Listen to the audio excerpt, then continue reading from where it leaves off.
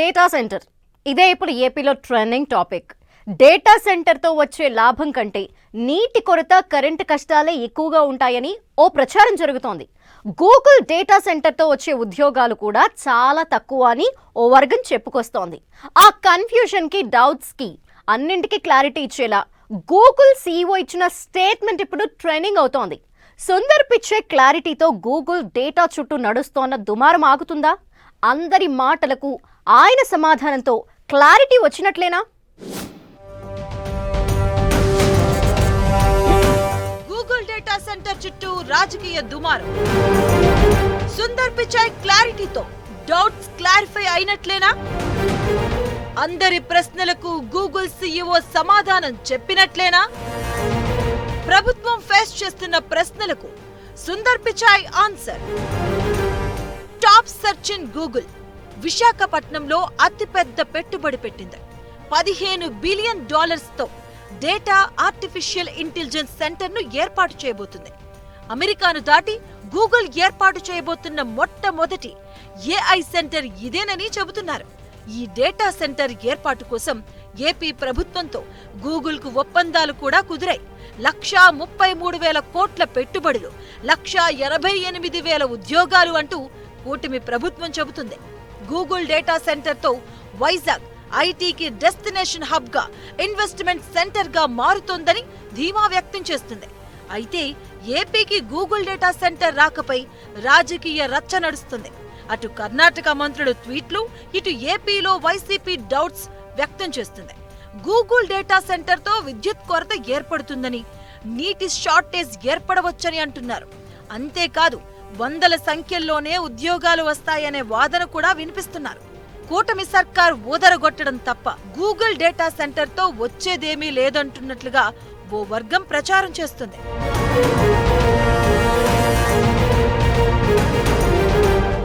అతిపెద్ద data centre ను తెచ్చామని AP ప్రభుత్వం, అసలు డేటా సెంటర్ తో వచ్చే ఉద్యోగాలేంటో చెప్పాలని ఇంకో వర్గం క్వశ్చన్ చేస్తుంది.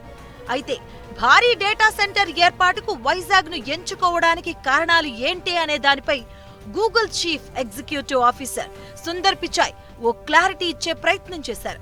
భారత్ లో గూగుల్ పెడుతున్న అతిపెద్ద ఆర్టిఫిషియల్ ఇంటెలిజెన్స్ ఇన్వెస్ట్మెంట్ ప్రాజెక్ట్ గా చెప్పారు. 2026 నుంచి 2030 మధ్య ఈ గూగుల్ డేటా సెంటర్ ను పూర్తి చేస్తామన్నారు Sundar Pichai.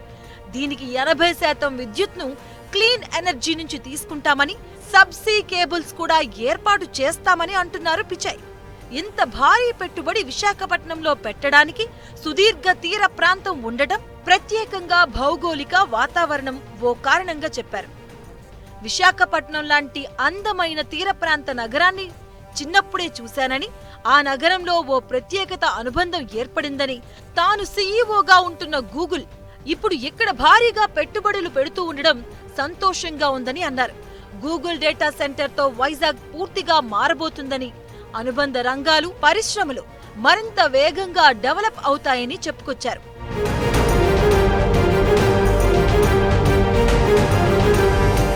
Visakha Google hub రాకపై YCP నేత, మాజీ మంత్రి గుడివాడ అమర్నాథ్ లేవనెత్తిన లాజిక్స్ పై చర్చ జరిగింది.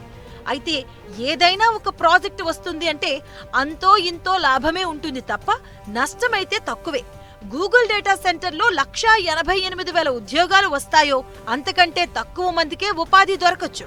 కానీ కొత్తగా ఎంప్లాయ్మెంట్ క్రియేట్ అవ్వడం మాత్రం ఖాయం. ఏ స్థాయిలో ఉద్యోగ కల్పన జరుగుతుంది, అనుబంధ రంగాలు ఎంత డెవలప్ అవుతాయి అనేది ప్రాజెక్ట్ ల్యాండ్ అయ్యాక పూర్తి క్లారిటీ వస్తుంది. కూటమి ప్రభుత్వం చెప్తున్నట్లుగా ఆ స్థాయిలో పెట్టుబడి వస్తుందో లేక ఉద్యోగాలు వస్తాయో రావో అన్న దానికంటే గూగుల్ డేటా సెంటర్ వైజాగ్ కు రావడం అయితే ఓ బిగ్ అడ్వాంటేజ్.